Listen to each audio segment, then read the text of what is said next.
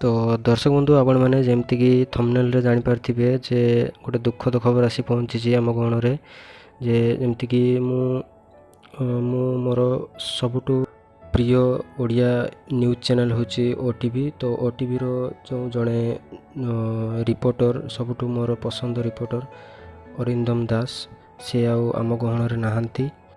तो जमती कि महानदीर प्रखर सुअरे गोटे हाथी फसी रही तो ताकू ओड्राफ टीम उद्धार करने जाऊा बेले एमाने सहित से बोट्रे जाते तो से महानदीर प्रखर सुअरे बोट्टी ओलटि जबार तो से बोट्रे थिबा 7 जन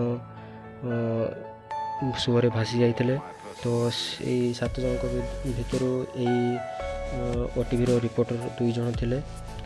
तांकू सर्वप्रथम सेठिकार जो लोकल मत्स्यजीवी मैंने बोट्रे उद्धार करी संगे संगे गुरुतर अवस्था एससीबी मेडिकल नि जाइथिला।